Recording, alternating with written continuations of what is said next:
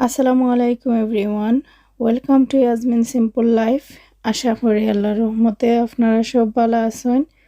আলহামদুলিল্লাহ আমরাও ভালো আছি। তো নতুন আর একটা ব্লগ আপনারা লগে শেয়ার করার লাগে আইলাম। আশা করি আমার আজকের ব্লগটাও আপনার ভালো লাগবো। তো দেখতে থাকুক আমার আজকের ব্লগটা। তো শুরুতেও এখানেও আমি একটা ঘি বানাইলাম, আর ঘি বানানোর লাগে আমি বাটার নিছি, আনসল্টেড বাটার যেটা আর কি। ও বাটারটা 3টা নিছি আর কি আমি।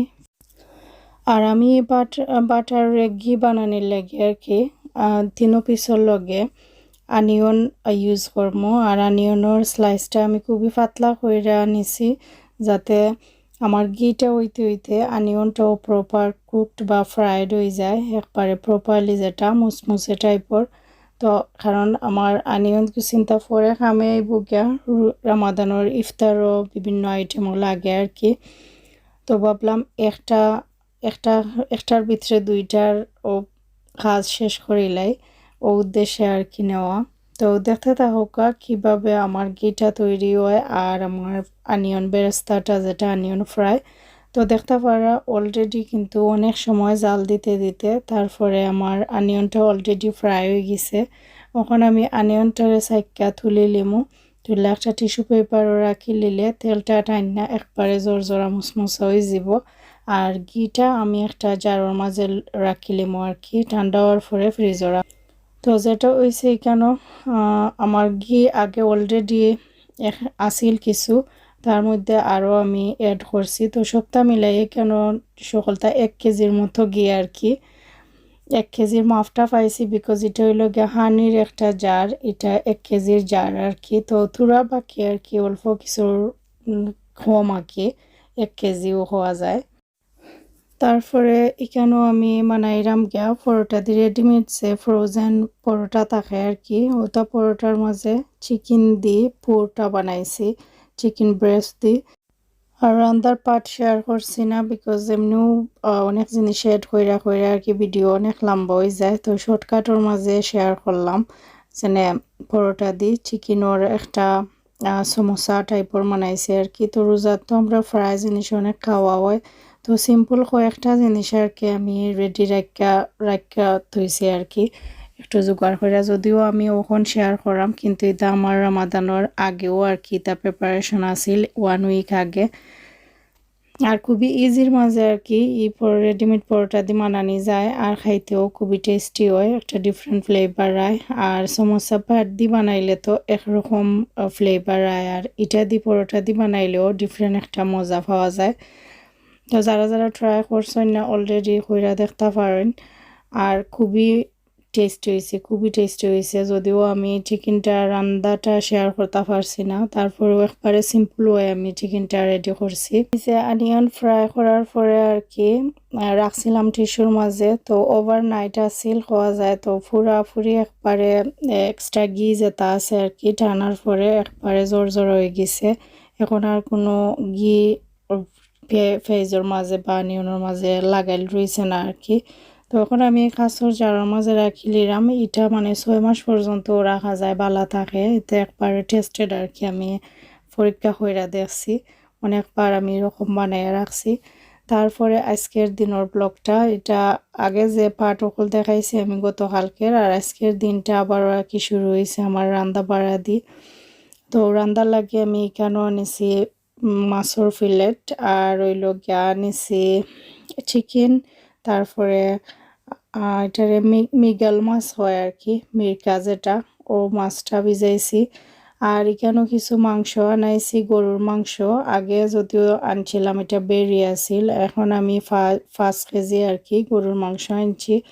আর কিছুটা মানে অল্প কিছু একবারে পিওর মাংস যেটা একদিন আমি আর কুক কইরা তারপরে সমোসা বানাইমু। আর বাকি সব মাংসরে আর কি আমি রোজাত বিরিয়ানি বানাইবার লাগি কুক কইরা রাখিলিমু আর কি, আমার টাইম সেভিংর লাগে হওয়া যায়। তো এই সবগুলো কিন্তু প্রসেস আর কি আজকে হইব, তো ওগুলো আপনারা লগে শেয়ার করবো ইনশাল্লাহ।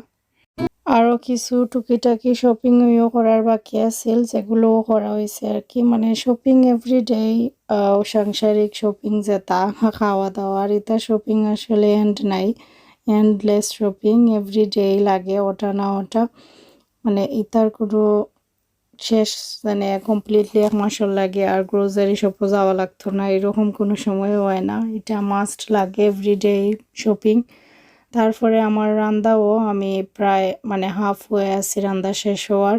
তো আজকে তো শেয়ার করছিলাম আগে কিতা কিতা রান্দাম আর কি। তো এখানেও আমি টমেটোর ঠেঙ্গাও একটা রান্দাম, অনেক দিন পরে আর কি মন চাইছে টমেটোর ঠেঙ্গা খাইতাম।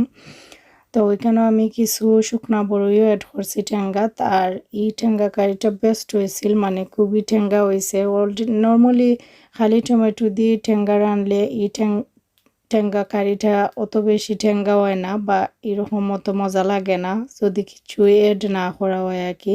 তো আমিও চেষ্টা করছি কেন কিছু শুকনো বড়ই এড করতাম। আর ঠেঙ্গা অলওয়েজ আমি মাছের মাথা, মাছের লেজ, তারপরে ফেটির কিছু মাংস আর কি আমি ইউজ করি। আর মাছের মাথাটা আমার কাছে লাগে আর কি যেনে আর কোনো ওয়ে নাই খাওয়ার, একমাত্র ঠেঙ্গা রান্দা খাওয়া ছাড়া। আর মাছের মাথা আমার খুবই ফেভারিট, কিন্তু ইদেশের মাছের মাথা তো আর বাংলাদেশি মাছের মাথার লাগানি অত টেস্টি হয় না। তারপরেও আর কি ঠেঙ্গা দিয়ে রানলে কিন্তু খাওয়া যায়, বাদ লাগে না। আর এখানে অনেক দিন পরে মূলা রান্দাওর, মানে মূলা কারিটা খুবই মানে কম খাওয়া হয়, মানে বছরও 1-2 বার খাওয়া যায়, খাওয়া হয় কিনা ওরকম, কিন্তু অ্যাভেলেবল তো থাকে পুরা বছরও মূলা। এদেশে প্রত্যেকটা ভেজিটেবলও দেখা যায় সারা বছরও পাওয়া যায়, কিন্তু টেস্ট আর কি সব সময় সবটার মজা থাকে না। সিজনের সময় জেলাখান মজা থাকে, 12 মাস এরকম হয়তো থাকে না। তারপরেও আলহামদুলিল্লাহ আমরা বহু বালাও খাইরাম এদেশও, কারণ সার বা যেটা কইন যেনে মেডিসিন মাইরা এই ধরনের কিছু অ্যাটলিস্ট এদেশও নাই। বাংলাদেশও তো এটা বেশি করা হয় আর কি, আমি জানলাম না শিওর এদেশও করা হয় কিনা, তবে আমার কাছে লাগে আর কি হয়তো না।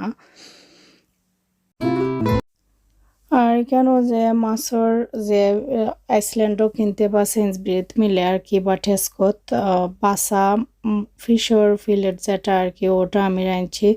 তো যেরকম রাঁধছি সব ধরনের মশলাও দেওয়া হয়েছে, যেটা রেগুলার দেওয়া হয়। এরপরে কাঁচামরিচ টমেটো দেওয়া আর কি একবারে বুনা বুনা টাইপের করে রাঁধছিলাম। এই কারিটা মানে বেস্ট হয়েছে, এই ধরনের ফিলেট দিয়ে মালা রাঁধতে ট্রাই করতে পারেন, মানে অত মজা লাগছে আর কি, বেস্ট কারি আছিল। আর আমার চিকেনের কারি কেন স্পিনাচ বা স্পিনাচ স্প্যানিশ যেটাও হয়, এক একজনে আসলে এক একটা ডাক হয়। তো ওটা দিয়ে আর কি শাক দিয়ে রান্না হয়েছে, তারপরে মূলা দি ফিশ, এরপরে ঠেঙ্গা কারি। তো ও টোটাল আছিল আমার আজকের রান্না। তারপরে আজকে আরও কিছু টুকিটাকি কামও আছে, যাতে সবগুলো আসলে শেয়ার করা পসিবল হয় না, বাচ্চা লিয়ে সবটা রেকর্ড করাও ইম্পসিবল। তো দেখতে পারা আমার আলিশাই কেন আমারে মানে খাফর ধরে ঠানের আর সার জানে তাইরে কিছু একটা দিতাম আর কি ফ্রিজ থেকে খোর। তো দিলেও আসলে আস্তা গোড় আরও মেস করে, তারপরেও দিয়ে কি কারণ থোড়া থোড়া খাওয়া এখানের চেষ্টা করলাম। তো এগোট সবসময় আইনা রাখা হয়, আর এগোটটা দিয়ে খেলাইব ফালাইব একটু একটু মুখও দিব ওটা করে আর কি। তারপরে আমি কেন বিকালি টাইমে রাতকের দিকে আর কি কিছু পিওর মিট দেখতে পারছেন কেন অক্সিন আমি কুক করবো প্রপারলি আমার সমোসা বানানোর লাগি। তো রাতকে যে পরোটা দিয়ে যে সমোসাটা বানায় রাখছিলাম ওটা ইসমাইলে খাইতো, স্যার রাতকে খাইছে না, ঘুমাই গেছিল। তো এখন স্যার আর কি, তো ভাবলাম তারে 2-3টা ফ্রাই করে দেই, টেস্ট করুক। আর আমি জানি না রোজা মানে ইফতার পরে কার কার এরকম হয়, মানে মারতেও মনে চায় না। আমি যদিও দিছি আর ইফতারের পরে খুবই অল্প খাওয়ার চেষ্টা করি, সব জিনিস খুবই থোড়া থোড়া করে খাই, কারণ আমি বুঝতাম পারি যে অর্ধেকেরও বেশি যদি পেট খালি থাকে যেন শান্তি লাগে। তারপরেও আমি অতিরিক্ত উইক ফিল করি ইফতার পরে, মানে মারতে সময়ও আমার কাছে হেরান লাগে আর কি। তো ভিডিও তো দেখতে পারা আমি একটু মাতরাম পরে হেরান হয়ে যাই, তারপরে মিউজিক হেড কইরা কইরা দিলাম ভিডিওটা। ভালো লাগে এভরিডে ভিডিও শেয়ার করতে পারলে আমার যে ভালো লাগে, মানে আমার কাছে লাগে আর কি আমার একটা কাম বাকি থাকি যায় যদি আমি দেই না ভিডিও। আর এই কয়েকদিন একটা না দেয়া দেয় আর কি, এমন একটা ব্যাড হ্যাবিট হয়েছে আমার এখন ভিডিও এডিটিং বা দিতে ভালো লাগে। তো এইখানে যে মাংসর প্রসেসটা পিওর মাংস যেটা আমি কিছু আলাদা করে রাখছিলাম, এইখানে 1 কেজির মতো হইব মাংস, এর থেকে একটু বলন হইতে পারে।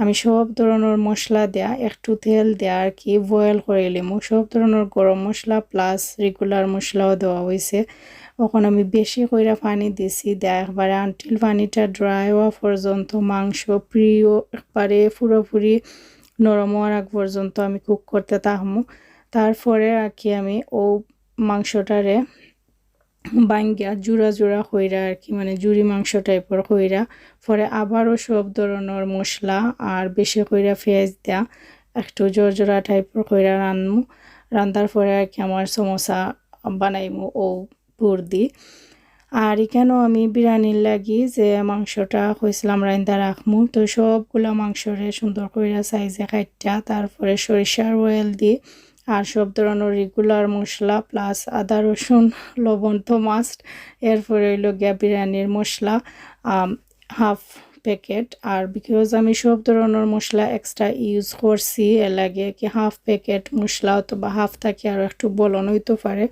দিয়ে আর কি সুন্দর করে ম্যারিনেট কইরা তারপরে আমি রাখি দিমু একটু 1 ঘন্টার মতো ওরকম থাকবো আর কি আমার আসলে একটা গ্যাপেরও বা একটা ব্রেকেরও দরকার আছিল লাগে মাখাইয়া রাখি লিছি বাচ্চান থোড়া সময় দিমু তারপরে কি আবার রান্নাটা স্টার্ট করছি আবার সরিষার অয়েল দি তো আমার মাংসটা অলরেডি 1 ঘন্টার উপরেও রাখা আছে তো এখন আর কি ও যে অনিয়ন বেশি কইরা দিছি কেন দেওয়ার পরে অনিয়নটার আর কি বেরেস্তা টাইপের কইরা আর কি ফ্রাই করমু তারপরে গিয়া দেখতে পাররা আমার মাংসটা পেঁয়াজ যেটা আর কি পুরা গোল্ডেন কালার হয়ে গেছে ও পর্যায়ে আর কি আমি সব ম্যারিনেট করা মাংসরে দিলাইছি দেয় এখন খালি আমার নাড়মু সারমু আর কুক হইবার লাগে ওয়েট করমু যে সময় আর কি প্রপার একটা কুকিং হয়ে যাব তো যেহেতু ঈদের মাংসর মাঝে কোনো সময়ও পানি অ্যাড করা লাগে না মাংসর নিজের শরীরও যে পানি থাকে বা দোয়ার সময় যে পানিটা অ্যাড হয় ও পানি দিয়েও কিন্তু মাংসটা প্রপারলি কুক হয়ে যায় আর দেশত গরুর মাংসর ক্ষেত্রে পানি এড না কইরা মাংস সিদ্ধ করাটা ভেরি ইম্পসিবল করা যায় কিন্তু এই দেশের মাংসটা শরীরের পানি দিয়েও আর কি সিদ্ধ হয়ে যায় তো তারপরে আমার এখানে পার্সেল যেটা দেখাইছিলাম ভিডিওর শুরুতে আর কি পার্সেল 3টা আইছে তো 3টার মাঝে খুললা দেখলাম খুবই হেভি লোডর তো আমার এখানে ওয়াশিং যে লিকুইড আছে আর কি কাপড় ধোয়ার যে লিকুইড ওটা অর্ডার করছিলাম আমার জন্য 60টা তো আমাজন থেকে আনলে কিতাও এক্সচেঞ্জ বালা প্রাইসে মিলে আর এটা কি হাফ বোতল থাকে ধরিলাও 60 বা 80 ওয়াশ থাকে যেটা এটাও আইসল্যান্ড বা সেন্সবেরি থেকে ফার্স্ট ফোন বা সাইড ফোনে মালা হয়ে যায় আর এখানেও আমি 799 কইরা একটা আনছি আমাজনও 60টা আনছি তো এখানেও এনে রাখিলে আর কি আমার একটা 1 উইক তাকি থোড়া বলন যায় আর কি 1 মাস 1.5 মাস হওয়া যায় 60টা যাইব গিয়ে আর কি আমার যেহেতু কাপড় ধোয়াটা কন্টিনিউ লাগে আর আমি যেটা কইছিলাম আমার শার্ক হুভার যেটা আর কি আগের যেটা এটা তো কইলাম যে আমি দেশে যাওয়ার পরে আমার হাজবেন্ডের গেছে আর কি অ্যাক্সিডেন্টলি হয়তো বা এটার হায়াত ফুরাই গেছে এটা যে কোনো লাহানো মানে ভাঙ্গি গেছে ভাঙ্গার পরে আমি হানরি এক্সট্রা যেটা এটা একদিন ইউজ করছিলাম বার করে আমার স্টোরেজও রাখা আছিল এটা আমার প্রথম লওয়া আছিল আমার শুরুর দিকে কিন্তু বাকইরা দেখলাম যে এটা যে হেভি লাগে ওখন এটা দেওয়ার একটুও শান্তি পাই না বা আরাম পাই না তারপরে ভাবছিলাম যে আর হুভার নিতাম না বা কিনতাম না কারণ ও হ্যান্ড্রি এক্সট্রা যেটা আমার স্টোরেজও আছে ওটা বাকইরা ইউজ করমু এটলিস্ট না হয় 6 মাসও ইউজ কইরা উসল করমু কিন্তু তা আর হইছে না কারণ এটা অনেক হেভি আর স্পেশালি নিচে ফ্লোরও তো মারি লিলাম বালা উপরে ক্যারি কইরা এটা নেওয়া আনা কইরা উপরে ফ্লোরও এটা দেখাম পড়তে গেলে আমার মানে শেষ হয়ে যাবো আমি বুড়ো হয়ে যাবো কারো তাই লাগে আর কি আমার আর একটা হুভার অর্ডার করা লাগছে যেটা কিনা একটু আগে দেখতে পারছেন আমি আনবক্স করছিলাম তো এটার রিভিউ ইনশাল্লাহ শেয়ার করবো ইউজ করার পরে আর বেশি আমার বাদ লাগে আমার শার্ক হুভার যেটা আর কি খুবই ইউজফুল বা আরামদায়ক আছিল তারপরেও একটু হেভি আছিল আর ওখানে আমি লইতে সময় আর একটু লাইট ওয়েটের মাঝে আনছি আর কি অনের যেটা লইছি তো রাতকের টাইমে আর কি কেন আমি আমার সমোসা যেটা আগে তো আমি তিনকুনি সমোসা টাইপ যেটা ওটা বানাইছি কিমা দি আর এখন আর কি ভাবলাম একটু পরিচয় পাওয়ার লাগি কোনটা কিমা আর কোনটা বিফ আর কি যেহেতু আইস করার পরে আর বোঝা যাইতো না লাগি এই শেপটা দিছে আর কি স্কোয়ার টাইপের হইরা, যাতে আমার বুঝতেও সুবিধা হয়। এটা হইল গিয়া বিফোর আর এটা হইল গিয়া আর বেরির কিমার আর কি। তো দুইটা বুঝতেও সুবিধার কারণে আর কি দুই শেপে দুইটা বানানো হয়েছে। তারপরে আমার বিরিয়ানির মাংস সবটি টোটাল হয়েছে কি 9টা কন্টেনার, কেন মোটামুটি 1 ফুট থাকি 1.5 ফুটর বুঝ আর কি পোলাও বা বিরিয়ানি বানানি যাইব ও পরিমাণ রাখছি আমি। তো ওইগুন ঠান্ডা হওয়ার পরে আর কি আমি ডিপ ফ্রিজে রাখি লিমু, যাতে আমার অনেক দিন যায়গি, মানে যদিন প্রত্যেক দিন একটা লাগুক বা দুইটা লাগুক করে আমার অ্যাটলিস্ট ইনাফ আছে।